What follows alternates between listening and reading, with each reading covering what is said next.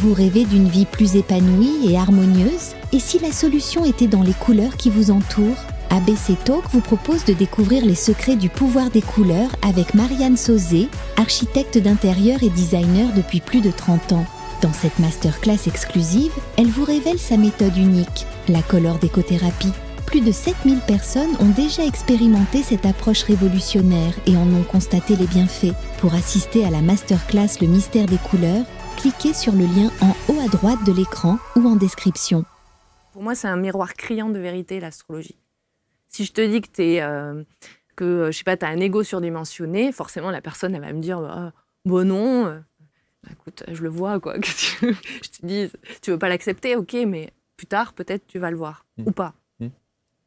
Mais en tout cas pour moi c'est vraiment un miroir criant de vérité et c'est l'être humain il souffre parce qu'il n'accepte pas sa condition.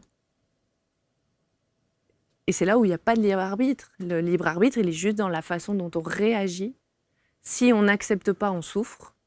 Si on accepte une partie de notre condition, de ce qui est, de la réalité, en fait, du coup, on n'est pas dans la souffrance.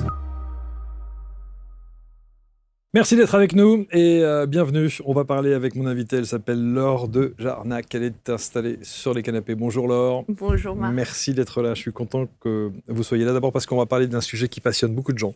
Ah bon? Et oui, absolument. Et j'ai le sentiment, quand on parle d'astrologie, que vous aviez envie de mettre une sorte de grand coup de pied dans la fourmilière, voire même, j'en ai un peu marre, d'entendre en permanence les mêmes choses, les mêmes rengaines, les mêmes refrains, quand on parle d'astrologie. Vrai ou faux? Oui. Ouais, j'y crois pas, ça me dépasse à notre ère, quoi. Et voire même, ah oui, mais l'astrologie, c'est l'horoscope. C'est de la voyance. C'est de la voyance. Tu lis l'avenir. Ouais. Ouais. Et ça, il fallait donc démystifier tout ça? Pour moi, oui. Il y a un premier temps, c'est démystifier, informer, faire de la pédagogie pour pouvoir ensuite amener les gens à consulter et à l'utiliser. Alors, vous dites experte en astrologie, hellénitiste. Hellénistique. Hellénistique. À chaque fois, vous savez que j'ai répété 15 fois avant de le dire, hein, évidemment, il fallait que je me trompe sur ce truc. Hellénistique, qui veut dire? Alors, c'est la période grecque qui date de moins 500, moins 550 avant notre ère. Et on est basé sur la philosophie, en fait, des stoïciens, de la philosophie grecque. Mais je pense que c'est ça, en fait, qui porte la confusion dans l'astrologie, c'est qu'il y a plusieurs lectures quand on parle d'astrologie. Il y a plusieurs courants. Il y a plusieurs courants, et ça veut dire que vous avez choisi celui-ci? Oui. Pourquoi? Oui, concrètement. Parce qu'il me semblait plus logique. Qu'est-ce qu'il a de logique que les autres n'ont pas nécessairement? Alors en fait, là, on retourne à l'origine. Grosso modo, l'astrologie, l'étude des sciences et des arts et des astres, ça date des millénaires, de moins de 2500 ans avant notre ère. Il y avait déjà des traces. Et ensuite, en fait, ça a été perdu. Il y a eu tout un cheminement. Donc on est passé par les Égyptiens, par les Indiens, les Grecs, les Arabes. Et puis c'est revenu en Europe par l'Espagne et puis la France. Et donc à chaque fois, à chaque ère, il y a eu une philosophie différente. Et pour moi, en fait, là, c'était de revenir aux origines, de revenir à ce qu'on avait de plus vieux, de plus ancien. Et en plus, de notre côté, on est quand même de tradition grecque et latine en France. Donc ça nous parle beaucoup plus, je trouve. Et ce qui est rigolo, c'est que j'ai trouvé ce courant-là aux États-Unis, qui, eux, ne sont pas d'obédience latine. Et pour moi, en fait, c'était de revenir aux fondamentaux. Parce que quand on a les fondamentaux, après, à partir de là, on peut aller expérimenter ce qu'on veut. Mais ça veut dire que tous les autres courants ont été influencés par l'origine, notamment de ce courant hellénistique, comme vous dites, et qu'après, chacun l'a agrémenté, toutes ces périodes, toutes ces époques, chacun l'a, on va dire, personnalisé à sa manière? Oui, mais c'est en fonction des époques. C'est-à-dire que nous, on a eu le spiritisme au XVIe, XVIIe siècle, je crois. Donc ça a été influencé par ça. Après, il y a eu les tendances New Age, etc. Et donc le côté humaniste, ce qui me semble presque un non-sens, parce que le côté humaniste, quand on parle de l'être humain, déjà, on est humaniste. Mais voilà, à chaque époque, en fait, il y a eu son courant. Et pour moi, c'était revenir aux fondamentaux. Et à partir de là, tu pourras rajouter tes connaissances. Bien sûr qu'on ne va pas rester bloqué aux connaissances de moins 500. Aujourd'hui, on vit en 2025, on a besoin de s'adapter à notre ère. Il y a Carl Jung qui a énormément participé au développement de la psychologie et qui est utilisé dans l'astrologie aussi. Donc, on pourrait très bien suivre ce courant psychologique. Maintenant, moi, j'ai préféré revenir aux origines parce que je n'ai pas fait d'études de psychologie, même si j'ai étudié Carl Jung. qui par la suite a d'ailleurs étudié l'astrologie. Je ne sais pas si c'est communément su d'ailleurs, mais voilà, il y a vraiment, chacun va aller trouver ses courants en fonction de son expérience, je pense, et de ses appétences. Voici pourquoi 99% des aides spirituelles n'arrivent pas à manifester leur vraie mission. Tu médites, tu tires les cartes, tu parles à l'univers, tu fais des soins, tu bosses ton taux vibratoire, tu travailles sur toi, mais dans la réalité, il n'y a rien qui change. Tu es toujours dans le flou, dans l'attente. Et tu as cette sensation d'être en chemin, mais ça avance pas. Tu ressens l'appel, tu sais que tu as une mission, mais tu sais pas comment l'incarner. Tu penses que t'as pas encore assez travaillé sur toi. Mais non, le vrai souci, c'est que t'es encore trop dans ta tête. Et tu le sais, parce que parfois t'as des signes, t'as des messages, une heure miroir, un rêve, une sensation, un frisson, un message que t'entends, que tu ressens, mais t'en fais rien. Tu le laisses passer, parce que tu sais pas quoi en faire. Et tu te demandes, est-ce que c'est un vrai message ou c'est moi qui tripe ? Tu penses trop, tu doutes trop. Tu suis tes peurs au lieu de suivre tes intuitions. Mon Dieu, j'en ai fait des mauvaises rencontres alors que j'avais eu le message, mais j'ai pas écouté. C'est ça être déconnecté. Et pourtant, la guidance divine, elle est toujours là. Elle émet, elle parle en continu. C'est juste que t'es pas sur la bonne fréquence et parfois même tu la reçois, mais t'en fais rien. Et c'est ça qu'on va réaligner. Il est temps de te reconnecter pour vivre dans la guidance. Immergé de l'intérieur, pour être guidé à chaque tournant, à chaque carrefour, à chaque décision, à chaque virage de ta vie. T'es pas censé avancer seul et c'est pour ça que tu doutes. Fini de tourner en rond. Tu veux manifester ta mission ? Restaure ta connexion. Alors c'est ce qu'on va faire. C'est ce qu'on va vivre ensemble. On va se retrouver dans les plus grandes villes de France et on va opérer à ta reconnexion en live, portée par la fréquence des dauphins sauvages de la mer Rouge. Leur vibration traverse ton corps. Elle réveille ce que t'as toujours su. Elle réouvre la porte. Comme pour plus de 150 000 personnes qui l'ont déjà vécu, maintenant c'est à ton tour. Alors c'est très simple, tu vas sur abctalk.fr pour réserver ta reconnexion dès maintenant, pour connaître les dates, les villes partout en France. Le lien est juste autour de cette vidéo. Attention, les places sont limitées. Je te dis à très vite.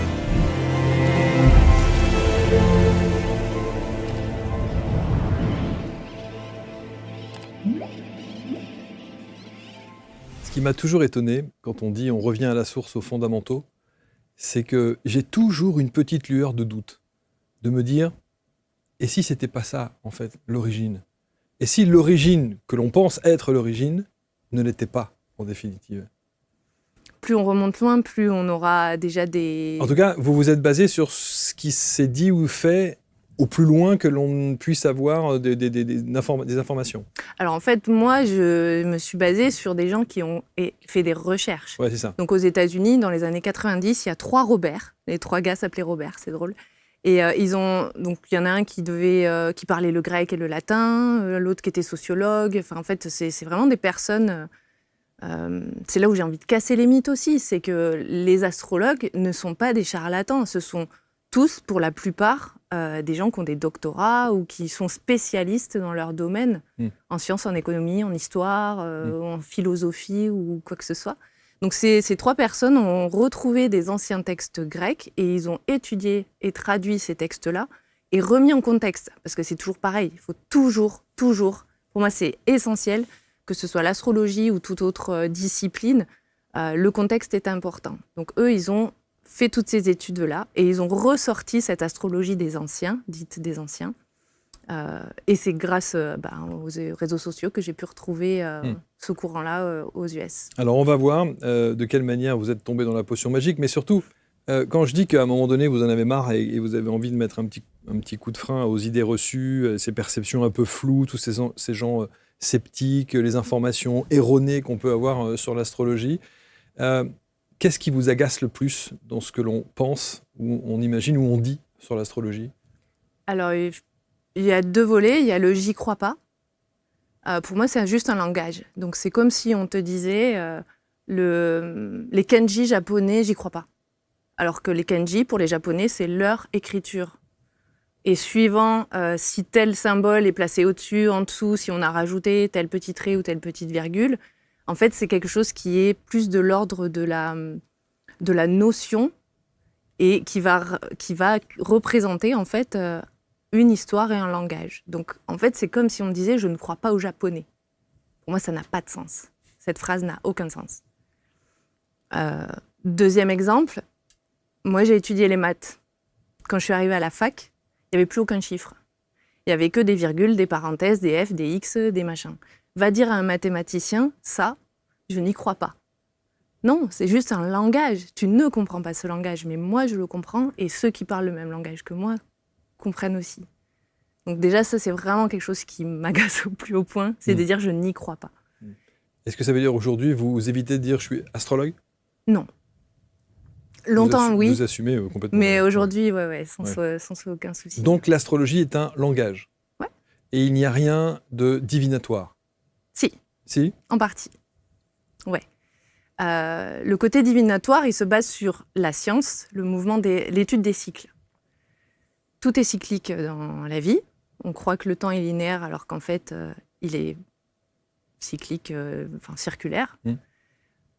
Donc en fait, nous, on étudie le mouvement des planètes, c'est ça notre base, pour étudier les cycles. On sait que telle planète a telle révolution de temps autour du Soleil, et ça va nous donner des indications en termes symboliques. On va les traduire. Vous savez, je pense à... On a fait des émissions sur l'astrologie. C'est fou comme il peut y avoir autant de discours qui s'opposent, en fait. Quand on parle divinatoire, par exemple, il y a des gens qui disent « Ah non, l'astrologie n'a rien de divinatoire. » C'est un bon débat. Oui. Oui, c'est un débat. Après, j'avoue que je ne suis pas trop ce qui se passe en France. Donc, j'ai pas trop notion, justement, de est-ce que l'astrologie est intéressée. Non, mais c'est comme les gens qui vous disent il y a ceux qui considèrent que l'astrologie est une science. Oui. Et puis ceux qui, évidemment, s'insurgent contre ça. Moi, j'aime pas trop mettre les choses dans les cases. J'aime pas, d'ailleurs. Donc, je préfère dire c'est ça et ça plutôt que ça ou ça. Et donc l'astrologie est basée sur la science, la physique, l'astrophysique. C'est un art du langage aussi, puisque c'est une traduction symbolique. Donc voilà, on peut aller... mais c'est pas ni l'un ou l'autre, c'est l'un et l'autre. Qu'est-ce que l'astrologie a changé dans votre vie ? La grande question. Je pense que comme beaucoup de personnes, l'astrologie a... Spontanément, j'aurais dit l'astrologie m'a sauvé la vie. Jusque-là ? Ouais. Vraiment. Et je ne suis pas la première personne à qui ça a fait ça. Est-ce que, pardon, c'est la pratique et le fait que vous soyez aujourd'hui cette experte en astrologie qui fait que vous puissiez dire ça, ou est-ce que c'est ce que l'astrologie vous a apporté en tant que matière, langage, comme vous l'évoquez ? C'est en termes de sens. En fait. Ça a redonné du sens à votre vie ? Ouais, quelque part. C'est fort, on y cherche du sens, en fait. Ça répond sans répondre. Parce que quand on a des questions existentielles et qu'on cherche des réponses, on se rend compte qu'on repart non pas avec des réponses, mais avec des questions. C'est vrai. Mais ça a permis pour moi d'être rassurée quelque part d'une sorte de normalité, j'ai envie de dire, ou de... Vous pensiez ne pas être dans cette normalité ? Oui, ça oui. Livrez-vous. Lâchez-vous. Soyez dans ce lâcher-prise, nom de Zeus. Qu'est-ce qui ne collait pas chez vous pour dire que vous n'étiez pas dans la normalité ? Vos perceptions, vos ressentis J'ai tout le temps été à l'écart, en fait, des groupes, très solitaires, à beaucoup lire. Et du coup, le côté solitaire, c'est de dire... Il y avait une sensation de je suis exclue et en même temps... Ça me convient. Et en même temps, je ne me sens pas appartenir à. Donc, c'est ambivalent. C'est souffrant, bien évidemment, mais c'était ambivalent. Et du coup, là, l'astrologie m'a permis de me connecter à quelque chose de plus grand. Justement, à pas l'humain, mais on va dire plutôt à l'humanité, à l'universel, et à me comprendre dans un cycle beaucoup plus grand. Quand je dis que ça m'a sauvé la vie, c'est qu'en fait, quand j'ai consulté pour la première fois, du coup, une astrologue, c'était une période très difficile de ma vie. Et en fait, ça m'a rassurée parce qu'elle m'a dit « c'est normal que tu vives ça, enfin que ce soit difficile, c'est normal que ce que tu traverses, ce soit l'enfer. » Donc elle le voit ? Elle le voit. Elle le lit en tout cas ? Oui. Et surtout, il y a une fin. Alors certes, la fin, elle est dans 2 ans et demi, 3 ans. Donc quand on apprend ça, on est au fond du seau déjà. Ça paraît très long. On a envie de mourir, on se dit mais quoi, je vais mourir encore comme ça. Enfin, je vais survivre pendant 2 ans comme ça encore. Mais en fait, après coup, je me suis rendu compte qu'au contraire, c'était plutôt il y a une fin. Ça veut dire qu'il y a la lumière au bout du tunnel. Et ça a été hyper important, en fait. Et après, ça a donné du sens parce que j'ai réfléchi philosophiquement avec des outils au sens de la vie, quelle était la notion de libre arbitre et de destinée ou de karma. Enfin, toutes ces notions-là, en fait, ont pris plus de place dans ma vie. J'ai fait un choix à un moment donné, réel, de décider de vivre ou de mourir. Mais j'avais le choix, en connaissance de cause. Et alors, cette consultation avec cet astrologue, qui vous amène à cette consultation ? Alors moi, comme je supportais pas, j'avais peur des charlatans et tout ça, j'attendais le bon moment de rencontrer la bonne personne. Et ça a fait la même chose aussi pour d'autres pratiques d'autres courants, d'autres choses que je fais. C'est d'attendre, non pas que le destin me mette la bonne personne, mais encore que un petit peu, mais surtout d'avoir confiance. Il faut le sentir.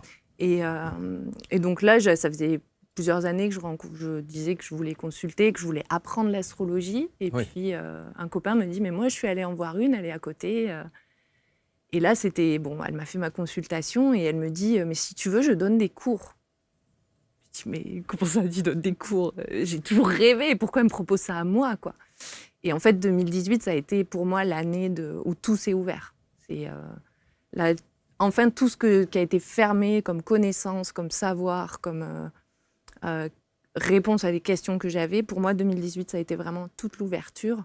L'astrologie, l'ésotérique. Après, voilà, j'ai plongé dans des milliards de livres. J'ai rencontré aussi quelqu'un de formidable, Maurice Rebex, dont je suis les enseignements tradition Lakota ou amérindienne, avec qui je fais des cérémonies. Enfin, voilà, ça a été vraiment toute l'ouverture. Donc c'était le déclencheur, en fait. Enfin, quoi. C'était le déclencheur, mais en même temps, toutes les personnes qui consultent ne se disent pas je vais changer de vie et je vais justement pratiquer, enfin apprendre pour ensuite pratiquer, pour le coup. Mais vous, oui. La première intention, elle était pas du tout... Elle était complètement égoïste et personnelle. Oui, la première intention, c'était moi. Bien sûr, je veux savoir. J'ai besoin de moi. comprendre qu'est-ce qui se passe, etc.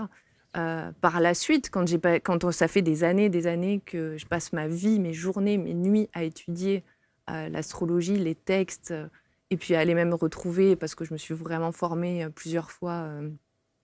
À un moment donné, je me suis dit, c'est une évidence, quoi. Qu'est-ce que je peux faire dans ma vie aujourd'hui ? Mais utiliser cet outil. Mais ça reste encore une fois qu'un outil. C'est-à-dire que c'est toute mon expérience de vie qui fait qu'aujourd'hui, je peux accompagner des gens.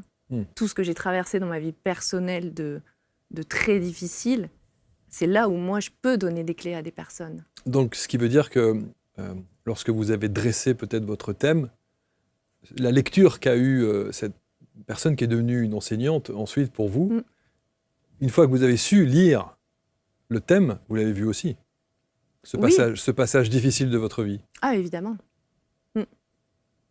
Avec la date de fin.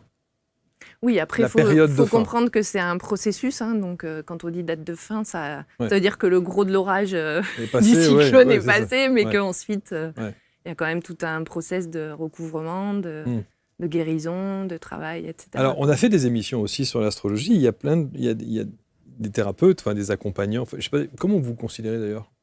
Alors, thérapeute, c'est interdit, donc non. Même si j'ai un... Comme astrologue, ouais. C'est pas... Enfin, pour être thérapeute, il faut avoir suivi un cursus universitaire de psychologie, donc non. Ouais. Donc, en tout cas, il y a beaucoup d'astrologues qui se sont succédés ici et qui refusent le type de questions quel est mon avenir sentimental, toutes les questions bateau, argent, travail, sentiments. Alors moi, j'ai pas de tabou. On peut vous poser des questions sur l'avenir, pour le coup. On peut. Après, je pourrais répondre uniquement ce que j'arrive à lire. Parce que pour moi, la limite, c'est pas les astres. La limite, c'est la personne qui lit et qui interprète. Donc, moins j'ai de connaissances, moins je suis en capacité d'interpréter par exemple, d'aider la personne. Je vous donne un exemple. À la question pourquoi professionnellement est-ce que je vais réussir dans ma vie, je cherche un nouveau travail, il vaut mieux pour certains astrologues poser la question inverse qui consiste à dire pourquoi est-ce que dans ma vie je rencontre autant de difficultés professionnellement, plutôt que de dire qu'est-ce qui va se passer pour moi dans les prochaines années, les prochains mois ou même les prochaines semaines. Pourquoi l'un ou l'autre? Pour moi, c'est plutôt les deux. Dans l'entretien, on va aller chercher. Moi, ce que j'aime bien, c'est amener un autre regard sur les personnes et sur la vie. Donc, celui qui s'est toujours considéré parce que éducation, parce que environnement social, peu importe. On lui a toujours dit, t'es comme ci, t'es comme ça. Et moi, j'arrive avec une lecture neutre et je te dis, mais toi, t'as un super potentiel artistique. Vas-y, monte sur scène. Je vais se dire, mais jamais de la vie. Mais parce qu'en fait, on lui a tellement dit... Conditionné. Voilà. Donc là, c'est juste d'amener autre chose. Et là, ça ouvre un champ des possibles. Il va falloir du temps pour que tout ça, ça descende. C'est juste une porte qui s'est ouverte à cet instant T et qui prendra peut-être forme quelques années plus tard. Est-ce que l'astrologue vous a dit que vous deviez être astrologue? Pas du tout. Non. Pour moi, il n'y a aucune injonction. Et c'était pas... Non, mais pas une injonction, mais elle vous dit pas... Vous avez quelque chose à voir avec cet univers-là, cette dimension-là? Si. Mais elle m'a ouvert des portes, c'est-à-dire, par exemple, enseigner, je n'avais jamais imaginé enseigner un jour. Et cette phrase-là, elle est arrivée en 2018 où je ne voyais pas le sens de ça. Et puis, quand mon maître d'aïkido m'a dit « t'as qu'à ouvrir ton cours », cette petite phrase, enseigner, est revenue dans mon esprit en me disant « tiens, j'ai les capacités pour le faire ». Au fond de moi, je n'avais pas les capacités. Je me sentais, en tant qu'humaine, je me disais, mais non, je ne peux pas ouvrir un cours, c'est pas possible. Je viens juste d'avoir mon shodan. Enfin, comment je peux ouvrir mon cours d'aïkido? C'est pas possible. Et cette petite phrase est venue et je me suis dit, vas-y, confiance, vas-y. Elle te l'a dit, confiance. Et je trouve que c'est ça, en fait, c'est de donner de la foi, de donner de l'énergie, d'encourager les gens. C'est à ça que ça sert, quoi. Sans pour autant nier la réalité. Là, tu es en train de traverser quelque chose de difficile, on ne va pas s'en cacher, quoi. Alors, chez Laure, il y a eu une première partie de vie pendant près de 20 ans, plus de 20 ans. Ouais, 20 ans. Dans un milieu tellement ouvert d'esprit, tellement accueillant, tellement... Oui. La banque, le milieu bancaire est un milieu extrêmement ouvert, accueillant, sympathique, toujours à l'écoute, très pédagogue... Voilà. Donc vous avez travaillé... J'ai vécu l'enfer, et effectivement, dans ce milieu-là. Ouais. Mais ça m'a quand même apporté beaucoup de choses. C'est-à-dire que moi, au départ, j'adorais les mathématiques. Donc là, il y avait des chiffres, à la limite. Et je voulais être dans les bureaux. Et la vie est super ironique, parce tout ce que tu veux pas, elle t'amène à le faire. Donc moi, j'étais en front office, à la vente. Je voulais pas faire ça. Voilà.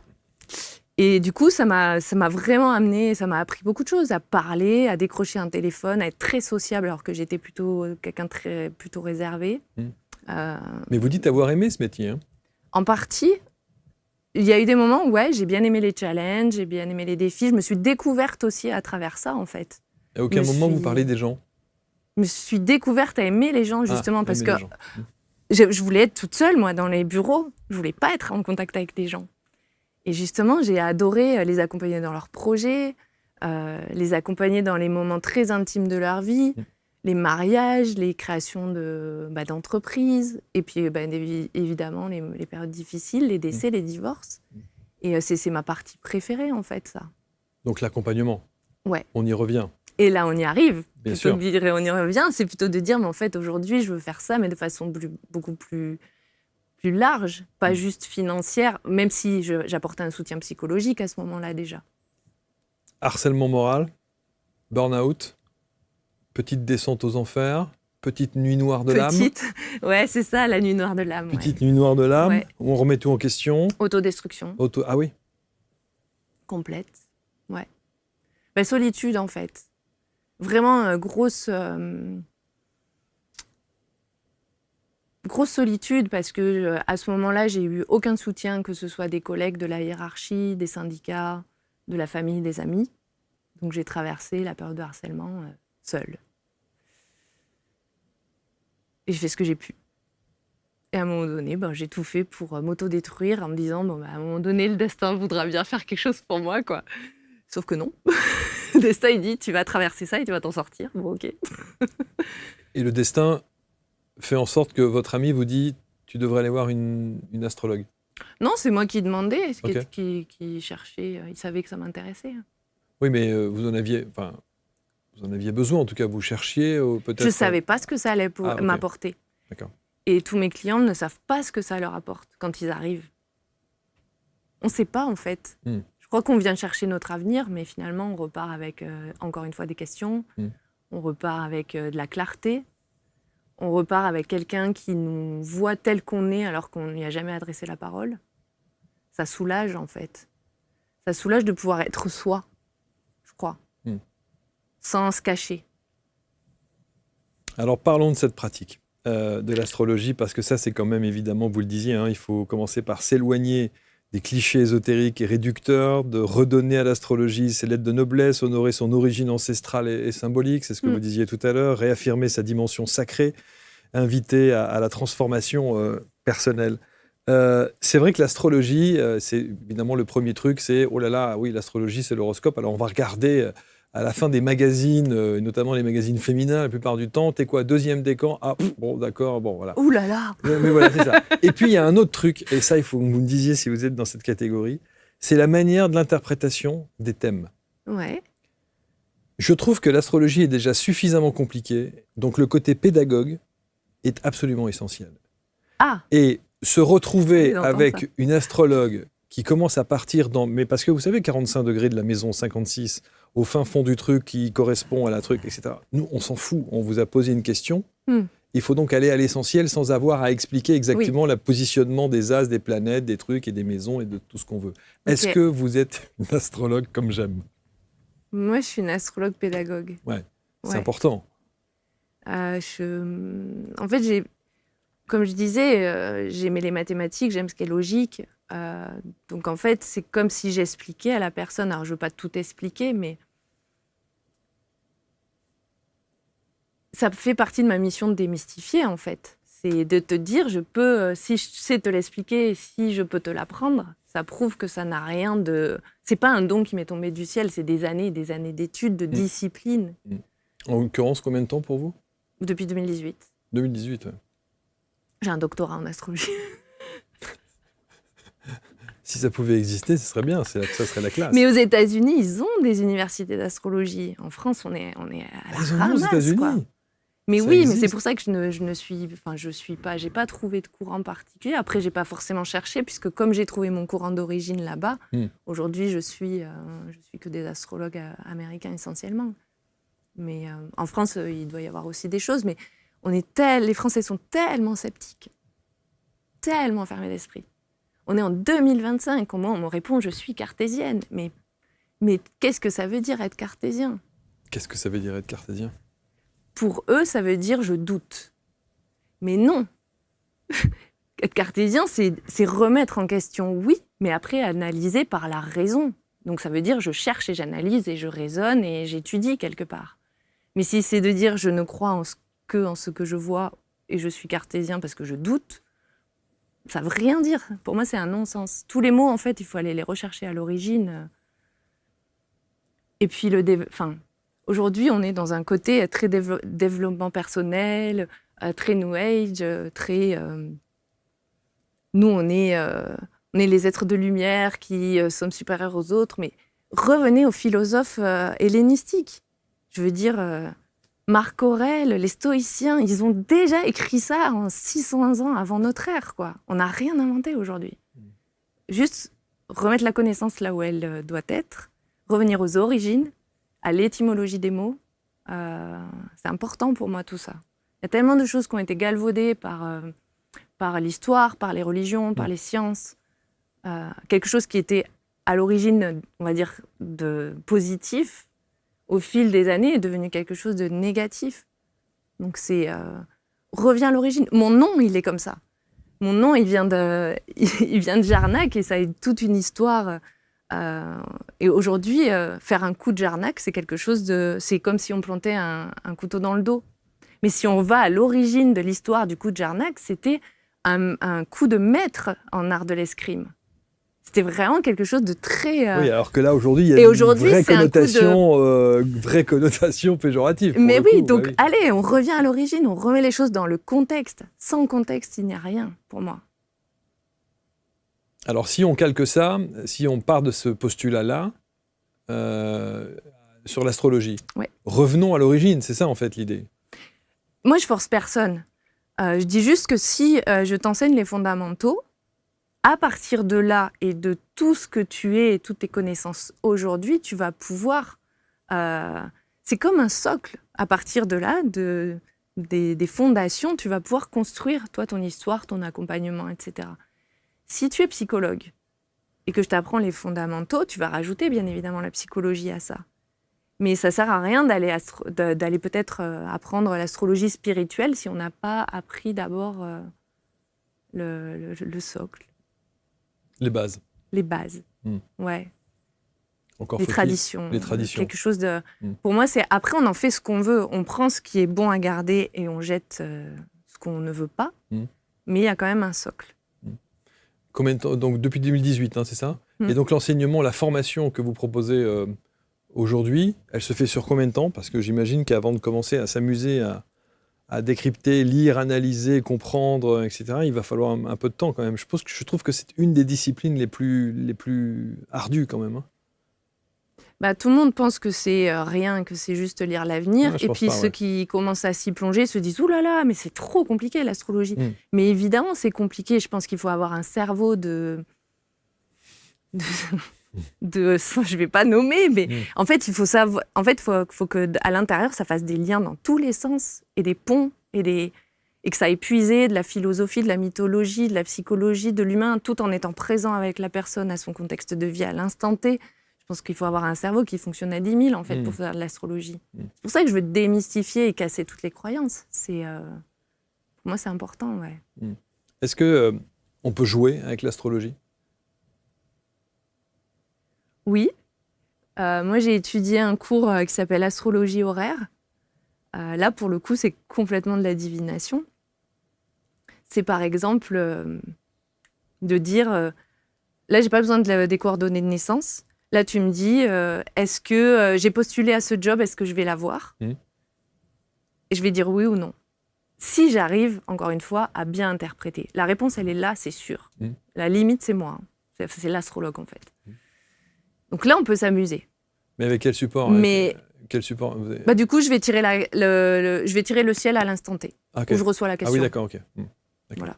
Si c'est maintenant, je reprends l'heure, je regarde le ciel, façon de parler, et c'est à partir de ça que je me base. Donc là, on peut s'amuser. Moi, je m'y suis amusée pour apprendre.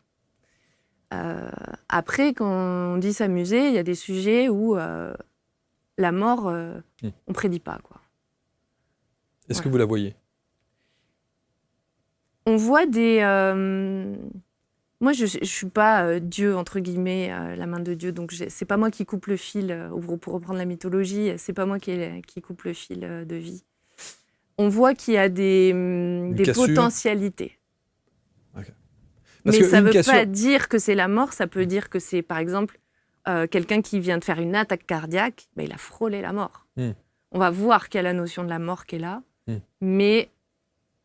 Parce que quand on regarde, par exemple, le tarot, le tarot, vous avez la carte de la mort. De la mort, enfin, voilà. Mais la mort, ça peut être la fin de quelque chose, ce qui peut être une mort symbolique. Oui. Dans l'astrologie, sur le thème aussi, vous le voyez, ça? Oui. Donc ça peut être la fin de quelque chose. Dans le tarot, la mort représente aussi la transformation. Parce qu'elle est en milieu de deck. Donc, en fait, elle ne représente pas la fin, elle représente une étape intermédiaire. Oui, intermédiaire. Et ça, dans le thème, on le voit aussi. Nous, on ne peut pas savoir si c'est factuel, symbolique ou psychologique. Il n'y a que l'échange avec la personne qui va faire qu'on saura, a posteriori, si c'était factuel une mort ou si c'était une mort symbolique. Donc on ne peut pas anticiper ça? Je crois que c'est bien aussi de ne pas savoir quand on va mourir. On est bien d'accord. Mais ce que je veux dire, que s'il y avait par exemple une cassure, une rupture amoureuse, une fin de... contrat professionnel ou des choses comme ça se voit pour le coup. Ouais, mais c'est bien aussi. Oui, bien sûr. Moi, quand j'ai vu la fin de mon contrat avec la banque, j'ai sauté au plafond, quoi. Donc en fait, une fin, ça ne veut pas dire que c'est négatif. Ouais. C'est encore une fois, c'est switcher toujours nos façons de voir la vie. L'amour n'est pas que quelque chose, n'est pas que un sentiment positif. C'est switcher vraiment comment on voit le monde et comment on voit les choses. Est-ce que ça veut dire aujourd'hui que votre rayonnement a changé alors pour le coup ? Oui, j'imagine que oui. Je ne sais pas. Le contact avec les autres, parce que vous disiez en début d'émission que vous étiez complètement isolé. Mais je suis encore quelqu'un de très solitaire. Sentiment de solitude. Ouais, mais ça, en fait, l'un n'empêche pas l'autre. Je suis quelqu'un de très sociable, mais j'ai énormément besoin de solitude pour me ressourcer, pour pouvoir être dans le monde avec les autres, justement, par la suite, à 100%, quand j'y suis. Et puis la solitude, c'est vraiment quelque chose qui fait partie de la réflexion aussi. C'est-à-dire que quand on est seul, on contemple, on observe, on réfléchit, on philosophe, on étudie le monde. Et puis, en voyage, par exemple, moi, je pars seule, mais je suis jamais seule, en fait. Alors que quand on part à deux, en couple, dans un voyage, souvent, ça reste entre soi. Et finalement, la solitude, encore une fois, d'un point de vue commun, c'est quelque chose qui est perçu de façon négative. Mais en fait, non. Il y a aussi beaucoup de choses positives à la solitude. L'introspection, la philosophie, comme tout ce que j'ai cité. Et en voyage, en fait, on n'est jamais seul. Et j'apprends ça aussi aux personnes qui ont peur d'être seules. Vous prenez un billet d'avion, vous partez toute seule ? Ça m'est arrivé, ouais, plein de fois. Mais vous ne descendez pas dans des trucs improbables. Ah si, vous avez fait ça ? Ouais, je prends des petits risques. Quand même. C'est vrai ? Remarquez, avant de partir, vous devez regarder dans votre thème. Mais j'avais pas l'astrologie à l'époque. Ah, il n'y avait pas l'astrologie, ok. Maintenant, c'est après coup, j'ai compris. Je me suis dit, mais c'est normal que je me mette dans des situations étranges. Et ça, donc ça, il y a eu une précision sur le thème qui corrobore ce que vous avez vécu. Évidemment. Ouais. En fait, l'expérience, c'est ça, c'est ma vie. Et là, c'est écrit. Donc après, ça dépend quand on le regarde, comment on le regarde, qui c'est qui l'interprète aussi. Mais alors après, on va vous dire, a posteriori, c'est toujours facile. Non, parce que c'est quelque chose de récurrent. Enfin, je veux dire, aujourd'hui, l'âge que j'ai, on ne peut pas dire que... j'ai quand même la moitié, on va dire, de ma vie déjà de vécu. Donc, je peux quand même juste me baser sur mon expérience de vie. Et ça, personne ne peut la remettre en doute ou en considération. Donc, oui, c'est encore écrit. Et c'est là où toute la question du destin, du karma, elle est perturbante aussi quand on fait de l'astrologie. Le libre arbitre. Ouais. Je pense que ça, on pourrait faire des émissions entières sur le libre arbitre. Personne n'est d'accord. Personne n'est d'accord. Et j'ai même reçu, elle se reconnaîtra d'ailleurs, une astrologue qui parlait de libre arbitre et qui disait, mais enfin, qu'est-ce que c'est que cette histoire de libre arbitre ? Quelle foutaise ! Alors, comme moi, je suis de philosophie du coup stoïcienne, pour moi, il y a cette question, en fait, on va dire, je la nomme comme ça, je ne sais pas si ce sont mes mots, mais on va dire le karma divin. Donc, les événements extérieurs, ce qu'on ne peut pas contrôler. Et le karma humain, c'est-à-dire, j'ai conscience aujourd'hui que, en fait, la causalité. Si je te mets une baffe, forcément, tu risques d'être en colère ou de m'en coller une. Donc ça, c'est le karma humain pour moi, c'est j'ai conscience de mes comportements, de mes pensées, de mes actes sur un plan, on va dire, horizontal. Et après, il y a du coup ce karma divin, tout ce contexte, cet environnement qu'on ne peut pas maîtriser. Et là, en fait, le seul libre arbitre qu'on a, c'est la façon dont on réagit. On peut juste apprendre à réagir à l'environnement, accepter notre condition. Et c'est ce que l'astrologie aussi permet, c'est-à-dire que pour moi, c'est un miroir criant de vérité, l'astrologie. Si je te dis que je sais pas, tu as un ego surdimensionné, forcément, la personne, elle va me dire non, écoute, je le vois, quoi. Je te dis, tu veux pas l'accepter, ok, mais plus tard, peut-être, tu vas le voir, ou pas. Mais en tout cas, pour moi, c'est vraiment un miroir criant de vérité. Et c'est... L'être humain, il souffre parce qu'il n'accepte pas sa condition. Et c'est là où il n'y a pas de libre arbitre. Le libre arbitre, il est juste dans la façon dont on réagit. Si on n'accepte pas, on souffre. Si on accepte une partie de notre condition, de ce qui est, de la réalité, en fait, du coup, on n'est pas dans la souffrance. Tout ça, ce sont les philosophies en fait stoïciennes, Épictète, Marc Aurèle, tout ça, on n'a rien inventé, quoi. Alors, ce qui est intéressant et ce qu'on aimerait savoir, c'est quand on maîtrise évidemment l'astrologie, il suffirait qu'on ait 2-3 petites informations sur 2-3 petites personnes et on est capable de dresser un thème tout de suite. C'est-à-dire que si vous avez nom, prénom, date de naissance, lieu de naissance, c'est réglé. Et heure de naissance, c'est les éléments dont vous avez besoin pour dresser le thème ? Oui. Est-ce que vous vous êtes amusé sur des personnalités à le faire ? Je regarde des points.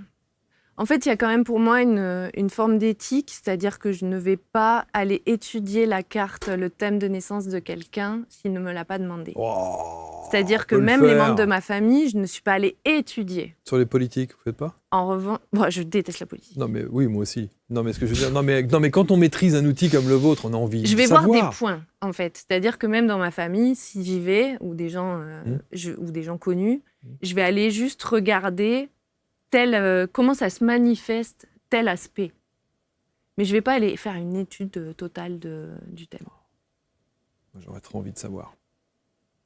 Mais est-ce qu'il y a une cassure à un moment donné ? Est-ce qu'il y a une fin de quelque chose à un moment donné ? Qui n'en a pas. Non mais d'accord. Mais on a. Non mais j'avoue, j'adore les secrets, moi. Donc. Mais c'est palpitant de se dire voilà, tiens, je vais aller voir telle personnalité du monde artistique, du monde politique, du monde. Moi, j'aurais envie de savoir. Mais moi, je suis pas gossip. J'aime pas je suis pas gossip, quoi. Je suis pas. Ouais. Donc en fait, ça m'intéresse pas. C'est vrai, ça vous intéresse pas ? Non. C'est dommage. Plus dans les personnes que je rencontre, à la limite, quoi. Et alors sur notre petite planète, si malmenée pour certains, d'autres disent mais non, n'importe quoi, c'est pas. Voilà. C'est nous qui allons disparaître, hein, elle bougera pas. Hein. Donc il y a différents courants. Est-ce que vous êtes confiante ? Est-ce que vous avez déjà dressé un thème de quelque chose pour essayer de voir un petit peu quel est notre avenir sur cette petite bille bleue ? Ma spécialité, c'est pas l'astrologie vous bottez mondiale. en touche à chaque fois. Non, mais en fait, non. Je peux avoir mon opinion personnelle sans avoir le biais de l'astrologie, en fait. Je fais pas d'astrologie mondiale. Moi, ce qui m'intéresse, c'est l'être humain. L'être humain est tellement complexe qu'en fait, c'est lui qui m'intéresse. Donc, je vais déjà chercher ça. J'ai pas assez de connaissances géopolitiques ou historiques pour aller taper dans le côté mondial. Donc ça, c'est pas mon truc. Après, de façon personnelle, non, j'ai pas forcément confiance. Si un jour je me suis posé la question de est-ce que je meurs ou est-ce que je vis, c'est que déjà je trouvais que l'humanité était très, très souffrante en fait. Elle l'est encore, j'ai juste décidé d'y rester, quoi. Bien sûr, non mais je veux dire, non mais c'est pas ça, c'est-à-dire qu'il y a effectivement des contextes géopolitiques où voilà, quand vous voulez demain une date de naissance, un lieu de naissance et une heure de naissance de quelqu'un, vous l'avez. Oui. Sur Internet, on l'a tout de suite. Oui. Donc, quand il y a un contexte géopolitique qui est un peu particulier, boum, on a envie, quand on maîtrise votre outil, moi, je le ferai tout de suite. Non, mais je voudrais savoir, qu'est-ce que ça dit de son thème ? Est-ce que le type est un fou furieux ou est-ce qu'on a besoin de l'astrologie ? Non. Il y a des psychopathes, on les reconnaît. C'est sûr. Besoin d'astro, quoi. C'est sûr. Mais voilà, non, mais vous le faites pas, donc vous n'êtes pas curieuse. Non, parce que ça m'intéresse pas, en fait. Okay. C'est juste la thématique qui ne m'intéresse pas. Ouais.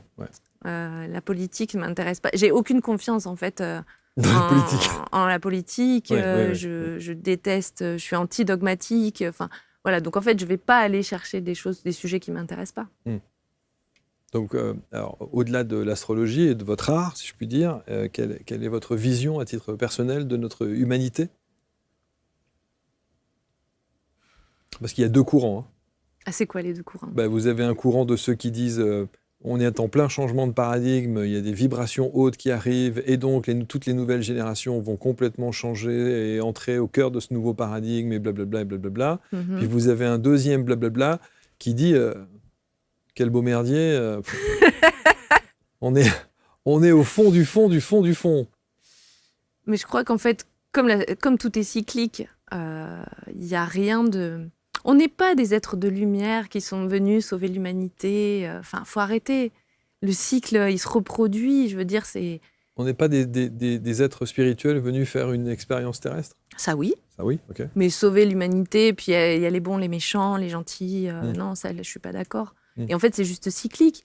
Il faut qu'à un moment donné, c'est comme tout, dès qu'il y a quelque chose qui arrive à un point de rupture, ça implose ou ça explose. Donc il y a un point de rupture, effectivement, on peut le voir au niveau astrologique, mais qui ne se fait pas en un instant, c'est-à-dire en une année. À notre échelle de l'humanité, ça peut se jouer sur 50, 100 ans, ou plus. Donc c'est toujours remettre dans le contexte. Ce qui est peu.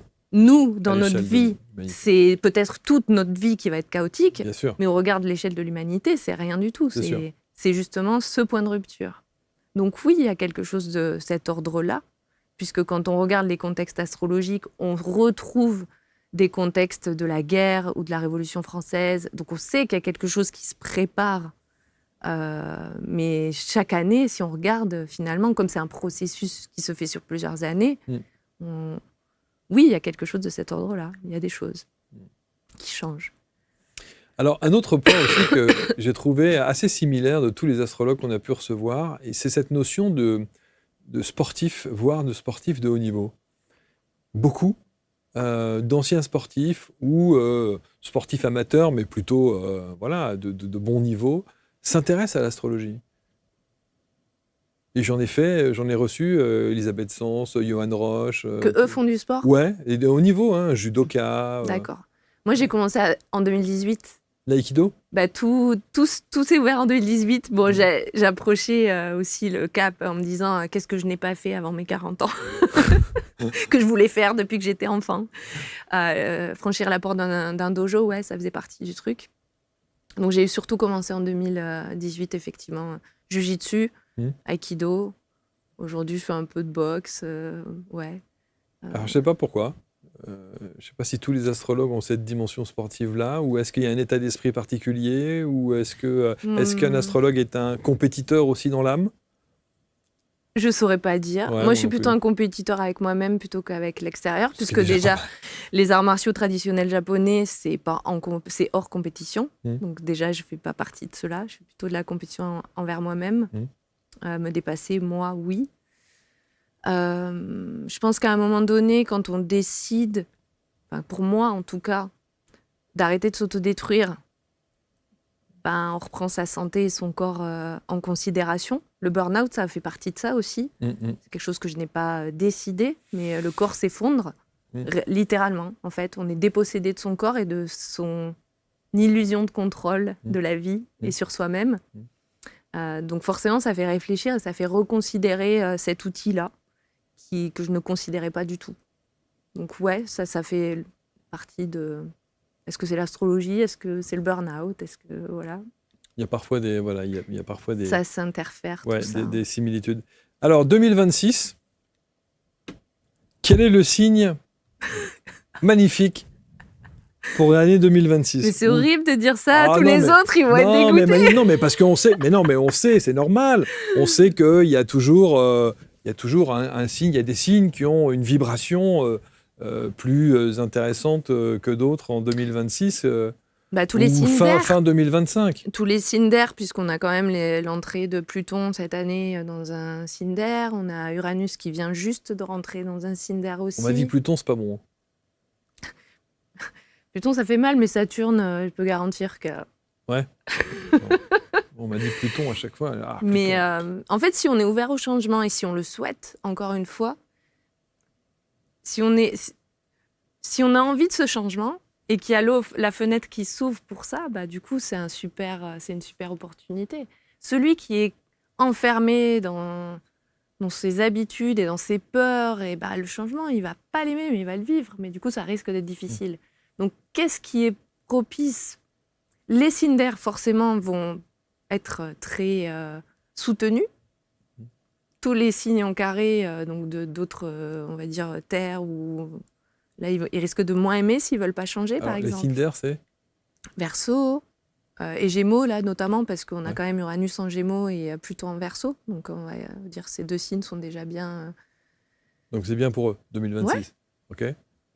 Qui d'autre ? Est-ce que c'est bien Enfin, c'est bien. Encore une fois, tout est, comme j'ai dit, c'est maintenant, quoi. Tout est relatif, quoi. S'ils veulent du changement, c'est cool.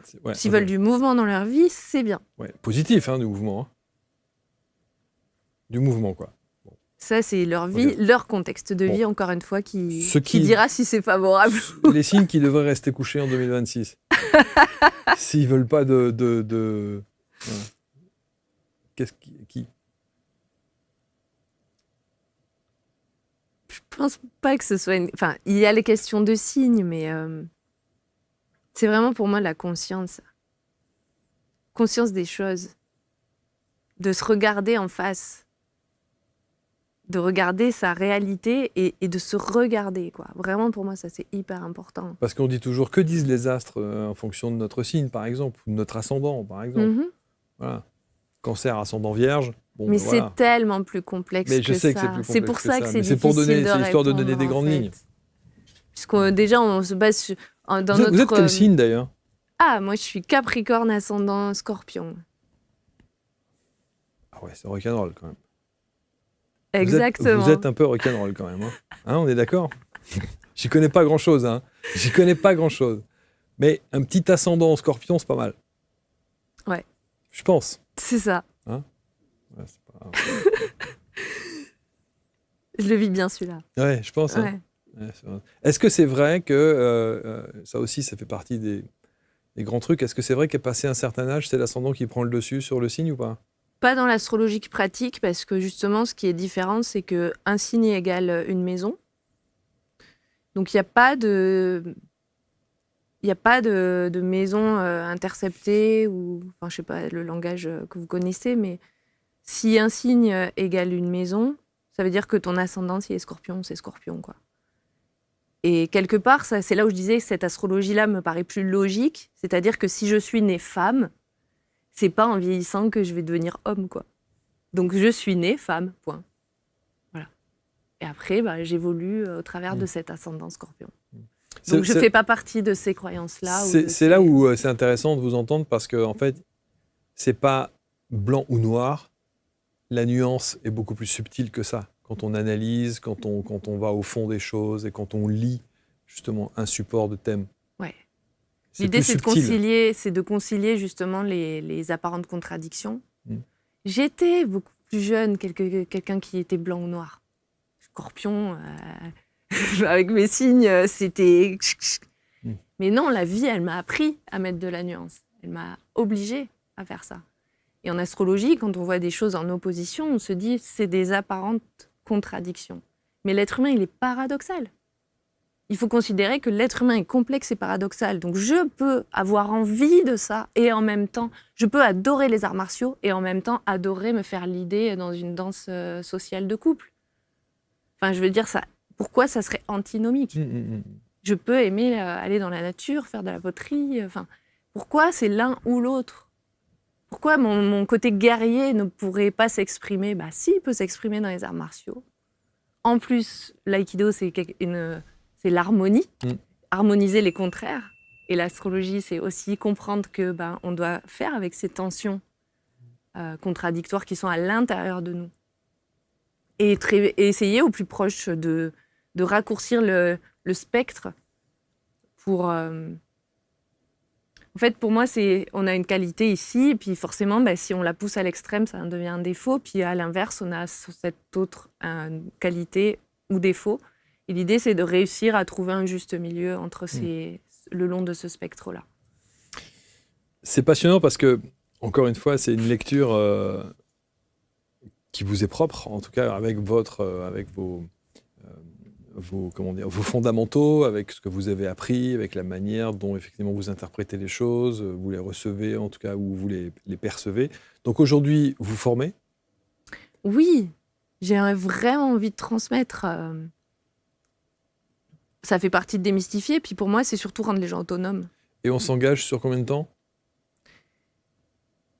Pour moi, en fait, je veux vraiment apprendre les fondamentaux déjà, dans un premier temps, puis après, approfondir. C'est un peu comme dans les arts martiaux. Tu passes ta ceinture noire et après, t'approfondis.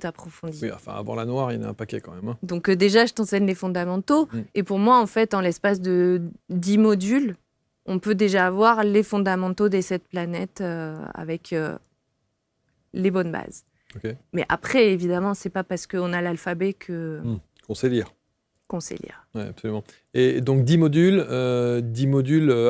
ça c'est une formation en ligne ? Ouais. Okay. Avec une validation ensuite Non, pas de validation du tout, mais c'est en ligne parce qu'aujourd'hui, en fait, déjà j'habite une petite ville, donc c'est un peu limité et c'est vrai que c'est pratique. Puis moi, je tiens vraiment à être en live avec les personnes, c'est-à-dire que je veux enseigner. Je veux pas juste faire une vidéo et l'envoyer sur Internet en autonomie. C'est ça que j'appelais la validation, c'est le fait qu'ensuite, on puisse échanger, et qu'on puisse travailler ensemble. D'abord, j'enseigne, c'est-à-dire je transmets.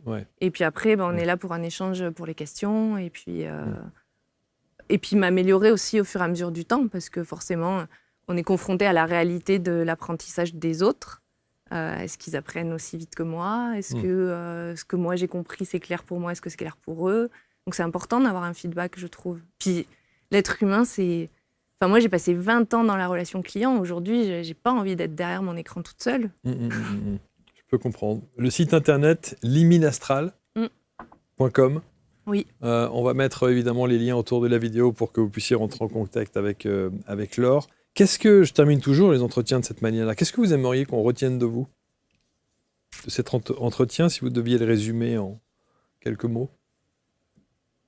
Ayez le courage de vous regarder.